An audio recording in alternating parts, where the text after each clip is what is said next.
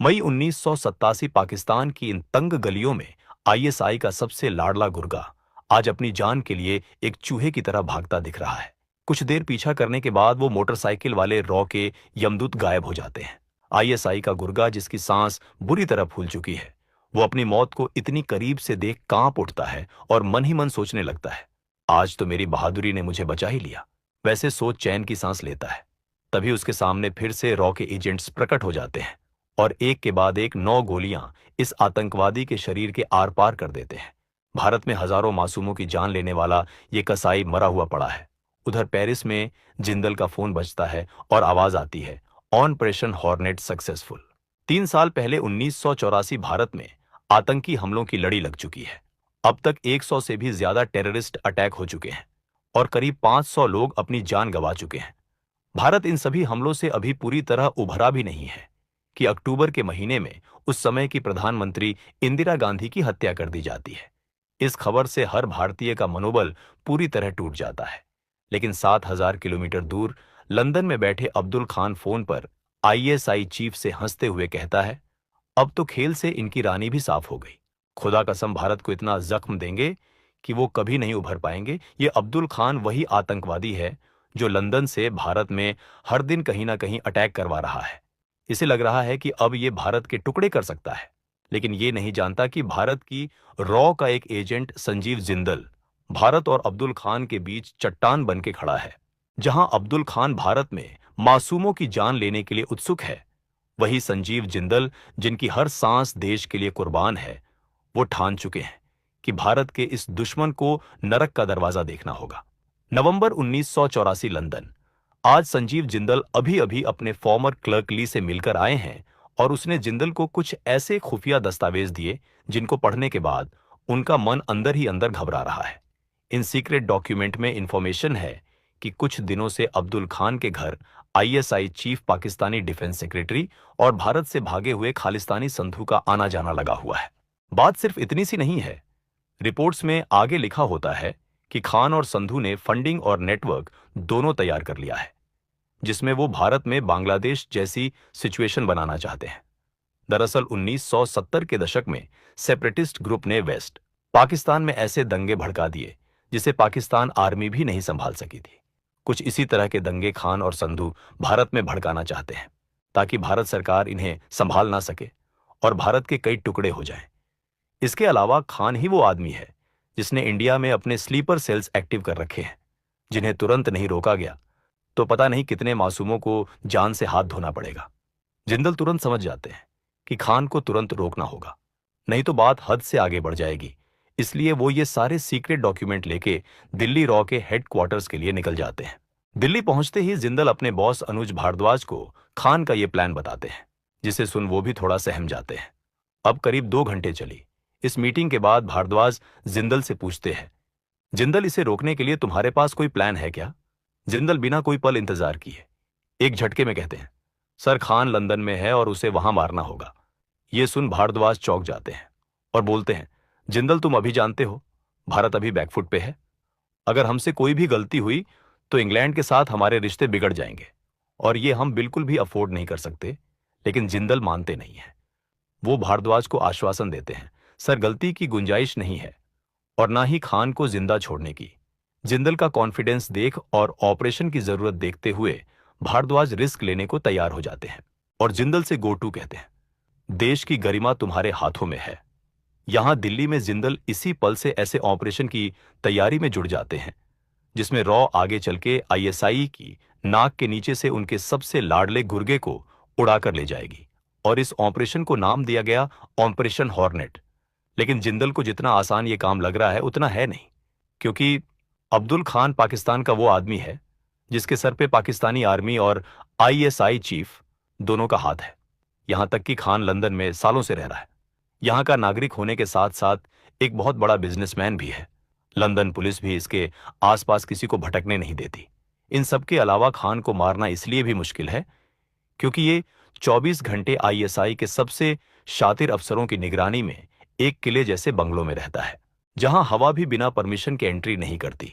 इन्हीं सब कारणों से खान बिल्कुल बेफिक्र से घमंड में चूर यहां रह रहा है, बस इस बात से बेखबर कि जिंदल वो काबिल अफसर है जो आईएसआई के सबसे इंपॉर्टेंट आदमी को उसकी गर्दन से पकड़कर आईएसआई की आंखों के सामने मौत के घाट उतार देगा।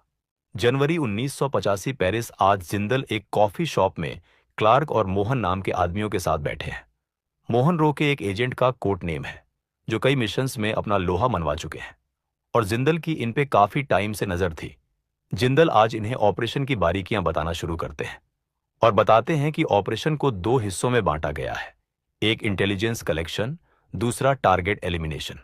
पहले चरण का काम क्लार्क और मोहन लंदन में रहकर करेंगे और दूसरे चरण का काम जिंदल खुद संभालेंगे। यहां ऑपरेशन की सारी ब्रीफिंग खत्म होते ही क्लार्क और ली की जोड़ी लंदन निकल जाती है और जिंदल तुरंत ऑस्ट्रिया में अपनी सोफी नाम की इन्फॉर्मर से मिलने चले जाते हैं। यहां क्लार्क और मोहन लंदन में खान की सीक्रेट दुनिया में घुसने का रास्ता खोजने लगते हैं। कई दिनों तक नजर रखने के बाद इन्हें खान तक पहुंचने का रास्ता एक कमजोर कड़ी के रूप में मिलता है जिसका नाम तारिक सिद्दीकी है, जो खान का माली है। मोहन इसको पैसे का लालच देकर खान के खिलाफ मना लेता है। अब सिद्दीकी की खान के घर आने जाने वाले लोगों की खबर मोहन को देने लग जाता है। यह सिलसिला करीब 10 महीने से चल रहा है और अब जनवरी से अक्टूबर आ गया है, लेकिन इस इंफॉर्मेशन से कुछ खास फायदा नहीं हो रहा है। इसलिए मोहन सिद्दीकी से इन लोगों की तस्वीर खींचने को कहता है, जिसे सिद्दीकी मना कर देता है, लेकिन यह खान के घर आने वाले लेटर्स देने के लिए राजी हो जाता है। मोहन और क्लार्क इन लेटर्स को रॉ सेफ हाउस में खंगालने लगते हैं, जिनमें ज्यादा कुछ नहीं, सिर्फ आमंत्रण पत्र होते हैं। ये दोनों इन कागजों को बेकार सोचकर फेंकने लगते हैं। तभी मोहन की नजर एक ऐसे कागज पर पड़ती है जिसे देख दोनों के होश उठ जाते हैं। अक्टूबर 1985 ऑस्ट्रिया। लेकिन दोस्तों, जिंदल को एक बात शुरू से सता रही है, आखिर आईएसआई और खान को फंडिंग कौन दे रहा है? इसी सवाल का जवाब ढूंढने के लिए जिंदल पिछली बार ऑस्ट्रिया में सोफी से मिले थे। आज जिंदल कई महीनों बाद फिर सोफी से मिलने ऑस्ट्रिया आए हैं, लेकिन सोफी आज पिछली बार की तरह अकेली नहीं, बल्कि एक ऐसे इंसान को साथ लाई है जो खान के नेटवर्क को ताश के पत्तों की तरह चकनाचूर करवा देगा। सोफी की बात करें तो वो जिंदल के साथ पिछले 10 सालों से काम कर रही है और जासूसी की दुनिया में इसकी काबिलियत का अंदाजा आप इस बात से लगा सकते हैं कि एक पुराने ऑपरेशन में जिंदल ने सोफी की किसी आतंकवादी को मारने में मदद ली थी। आतंकवादी को मारने के बाद जब पुलिस कातिल को ढूंढ रही थी तो जिंदल को ढूंढना तो दूर, पुलिस जिंदल का नाम तक नहीं पता कर पाई थी और यह सारा सोफी की ही चालाकी का नतीजा था। अब इस कैफे में सोफी, जिंदल और ये तीसरा आदमी आमने सामने बैठे हैं। जिंदल पहले सोफी की तरफ देखते हैं और सोफी जिंदल से कहती है, यह हरप्रीत आहूजा है। उसके बाद जिंदल आहूजा की तरफ देखते हैं और पूछते हैं, तुम खान के बारे में क्या जानते हो? आहूजा बताना शुरू करता है, मैं सेठी नाम के एक अमेरिकन बिजनेसमैन के साथ काम करता था। सब कुछ बढ़िया चल रहा था, लेकिन अचानक मैंने ध्यान दिया कि सेठी से कुछ नए लोगों का मिलना जुलना अचानक बढ़ने लगा था। फिर धीरे धीरे सेठी उन आदमियों को हर महीने करोड़ों रुपए भेजने लगा। मुझे कुछ समझ नहीं आया, तो मैं उन आदमियों के बारे में जानने लगा और पता चला कि वो आईएसआई के बंदे हैं। भले ही मैं भारत में नहीं रहता हूं, लेकिन मैं गद्दार नहीं हूं, इसलिए मैंने सेठी की नौकरी छोड़ दी। ये सब सुन जिंदल समझ जाते हैं अब आगे क्या करना है और वो आहूजा से कहते हैं, मैं रॉ के लिए काम करता हूं और घबराओ मत, मेरी बात ध्यान से सुनो। आहूजा थोड़ा घबराता है, लेकिन जिंदल की बात ध्यान से सुनने लगता है। जिंदल आहूजा को समझाते हैं कि उसे फिर से सेठी के पास नौकरी करने जाना होगा और इस बार अकेले नहीं, बल्कि सोफी के साथ वहां तुम दोनों सेठी के सारे काले कारनामों के सबूत इकट्ठा करना और सेठी से जितनी हो सके इंफॉर्मेशन उगलवाना। अक्टूबर 1985 लंदन। यहां क्लार्क और मोहन को खान के घर की लेटर्स खंगालने के बाद जो चौंका देने वाला कागज मिला है वो एक बैंक स्टेटमेंट है। ये बैंक स्टेटमेंट बता रही है कि संधू और एक हरबख्श नाम के आदमी को बहुत सारे पैसे ट्रांसफर किए गए हैं। हरबख्श और कोई नहीं, संधू का बॉडीगार्ड है और मोहन समझ जाते हैं कि संधू तक पहुंचने के लिए इन्हें हरबख्श तक पहुंचना होगा। हरबख्श तक पहुंचने के लिए मोहन इंग्लैंड में इंडिया से भाग के आए उसके भाई अमरजीत को मोहरा बनाते हैं। अमरजीत सिटीजनशिप के लिए कई दिनों से इमिग्रेशन ऑफिस के चक्कर काट रहा था। अचानक एक दिन उसकी टक्कर क्लार्क से होती है। क्लार्क अमरजीत से पूछते हैं, दोस्त इतना घबराए हुए क्यों हो? मैं यही काम करता हूं, कोई मदद चाहिए तो बताना। मदद वो भी एक अंग्रेज से। ये सोच अमरजीत तुरंत बोलता है, देखो ना, कितने दिन से चक्कर काट रहा हूं, कोई ध्यान ही नहीं दे रहा है क्लार्क। उसके कंधे पे हाथ रख बोलते हैं, चिंता मत करो, आओ मेरे साथ। अब ये दोनों एक कमरे में घुस जाते हैं। अमरजीत कुर्सी पर बैठता है और तभी वो रॉ के हट्टे कट्टे एजेंट मोहन को अपने सामने खड़ा पाता है। मोहन तुरंत अमरजीत की गर्दन पकड़ के बोलते हैं, तो इंडिया में 4 आदमियों को मार के भागा है। मेरी बात ध्यान से सुन, वरना तुझे इंग्लैंड की नहीं, नरक की सिटीजनशिप अभी दे दूंगा।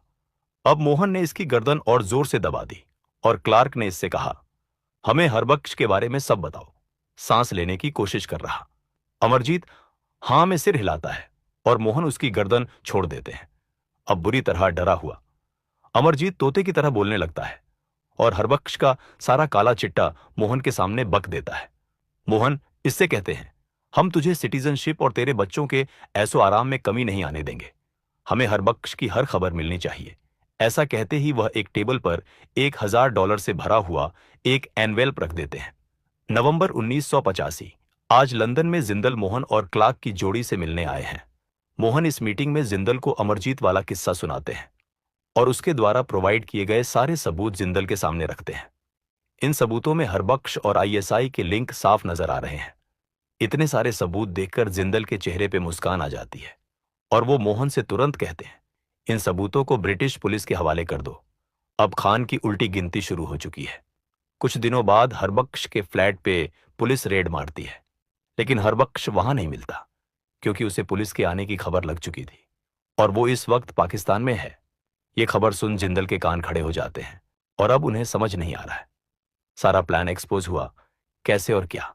अब खान तक पहुंचे बिना ही ऑपरेशन बंद करना पड़ेगा। दरअसल आईएसआई ने अमरजीत को पकड़ लिया था और उसने सारा कुछ बता दिया था, लेकिन अपने बच्चों की जिंदगी के बारे में सोचते हुए उसने मोहन और क्लार्क के बारे में कुछ नहीं बताया। इसलिए ऑपरेशन तो तभी भी आगे बढ़ता है, लेकिन अब जिंदल जल्द से जल्द खान को खत्म कर अपने साथियों को लंदन से निकालना चाहते हैं। इसी बीच अमेरिका में सोफी ने सेठी को बुरी तरह डरा दिया है कि अगर उसने हमारी मदद नहीं की तो उसके खिलाफ जितने भी सबूत हैं वो सब अमेरिकन्स को दे देंगे और इस डर से सेठी अब जिंदल की टीम में आ गया है। हरबख्श को पाकिस्तान भागे हुए कुछ महीने ही हुए हैं कि एक दिन जिंदल को फोन आता है कि हरबख्श एक एक्सीडेंट में मारा गया है। जुलाई 1986। आज सेठी सोफी और आहूजा जिंदल से मिलने पेरिस में आते हैं। सेठी जो अब तक सोफी को इंफॉर्मेशन दे रहा था, वो जिंदल से मिलके ही इंफॉर्मेशन देने की जिद करने लगता है। जिंदल से मिलते ही सेठी बोलता है, मैं अपनी गलती सुधारना चाहता हूं, और ऐसा कहते ही जिंदल को एक सीडी देता है। इस सीडी में आईएसआई के सारे काले कारनामे कैद हैं और कैसे आईएसआई भारत को तोड़ने के अपने प्लान के आखिरी चरण में पहुंच चुका है। इस सीडी में भारत में रहकर दंगे भड़काने वालों के नाम, लोकेशन और उनके आईएसआई हैंडलर सबकी डिटेल्स मौजूद है और आखिरी में ये सारी चीजें संधू और खान करवा रहे हैं। उसके भी पक्के सबूत हैं। कई दिनों से कामयाबी के लिए प्यासे जिंदल को ये किसी कुएं से कम नहीं लग रहा है। जिंदल अब एक पल भी इंतजार नहीं करते हैं और तुरंत कुछ लोगों की मदद से ये सारे सबूत ब्रिटेन होम सेक्रेटरी तक पहुंचवा देते हैं। खालिस्तानियों और खान को शरण देने वाले अंग्रेज अब मजबूरी में संधू के घर पे भक्तबंद गाड़ियों में धावा बोल देते हैं। संधू अब अरेस्ट हो चुका है खान, जिसे ये लग रहा है कि रॉ के एजेंट उस तक कभी नहीं पहुंच पाएंगे। वो पूरी तरह बेखबर है कि एक शेर की तरह शिकार करते हुए रॉ का एक जांबाज अक्सर संजीव जिंदल एक एक कर उसके पूरे नेटवर्क को खोखला कर चुका है और अब उसकी तरफ खून के लिए प्यासे शेर की तरह आगे बढ़ रहा है। मई 1987 संधू के पकड़े जाने के तुरंत बाद जिंदल कोई ऐसा रास्ता खोज रहे थे कि खान अपने बिल से बाहर निकल जाए। करीब 1 साल तक खान पे नजर बनाने के बाद भी जिंदल को कोई मौका नहीं मिल पाया था और वहां भारत में आतंकी हमले बढ़ते जा रहे थे। खान का नेटवर्क कमजोर हो गया था, लेकिन जिंदल को समझ आ गया था कि जब तक खान नहीं मर जाता ये नेटवर्क पूरी तरह नहीं टूटने वाला। खान को इंग्लैंड से बाहर निकालने की गुत्थी जिंदल सुलझाने में व्यस्त थे कि अचानक एक दिन उनका फोन बजता है और दूसरी तरफ से बड़ी हड़बड़ी में एक आवाज आती है, साहब, मैं सिद्दीकी गुर्गा पाकिस्तान जा रहा है। और फोन कट जाता है। आज खान पाकिस्तान में अपने परिवार से मिलने आया है और कुछ दिन यही रहने वाला है। वो रोज सुबह 4 बजे नमाज पढ़ने जाता है और उसके बाद मंडी से सब्जी खरीद 9 बजे के करीब घर पहुंच जाता है। रोज की तरह खान आज भी नमाज के बाद मंडी में सब्जियां खरीद रहा होता है और तभी उसके पीछे 2 आदमी एक मोटरसाइकिल पर रुकते हैं। वो दूर से कहते हैं, जनाब, मुर्गा हलाल किया है, कभी इनकी बात सुन खान हंसते हुए पीछे मुड़ता है और अपने सामने बंदूक देखकर इसकी हंसी तुरंत बंद हो जाती है। खान को अपनी मौत तुरंत सामने दिखती है और इसके गले से थूक उतरना बंद हो जाता है। उधर वो आदमी अपना ट्रिगर दबाने लगता है। तभी खान अपनी सब्जियां उसकी बंदूक पे मार वहां से भागने लगता है। पाकिस्तान की इन तंग गलियों में आईएसआई का सबसे लाडला गुर्गा आज अपनी जान के लिए एक चूहे की तरह भागता दिख रहा है। कुछ देर पीछा करने के बाद वो मोटरसाइकिल वाले गायब हो जाते हैं। खान, जिसकी सांस बुरी तरह फूल चुकी है, वो अपनी मौत को इतनी करीब से देख कांप उठता है और मन ही मन सोचने लगता है, आज तो मेरी बहादुरी ने मुझे बचा ही लिया। वैसे सोच चैन की सांस लेता है। तभी उसके सामने फिर से मोटरसाइकिल वाले आदमी प्रकट हो जाते हैं और इस बार कहते हैं, वो मुर्गा तू ही है। और एक के बाद एक 9 गोलियां खान के शरीर के आर पार कर देते हैं। भारत में हजारों मासूमों की जान लेने वाला ये कसाई आज पाकिस्तान के बदबूदार नाले में मुंह के बल मरा पड़ा हुआ है। उधर पेरिस में जिंदल का फोन बजता है और आवाज आती है, ऑपरेशन हॉर्नेट सक्सेसफुल। ये शब्द सुन 3 साल से भारत की रक्षा के लिए अपने परिवार से दूर ये वीर सपूत की आंख से आज खुशी के आंसू झलक उठे और वो आज फिर भारतीय होने पर गर्व महसूस कर रहा है। इसके बाद जिंदल, मोहन क्लार्क और सोफी पूरी रात पार्टी करते हैं। दोस्तों, कुछ इस तरह हमारे देश के ये फौजी, जिन्हें कोई जानता भी नहीं है, हमारी रातों की नींद महफूज रखने के लिए बरसों मेहनत करते हैं।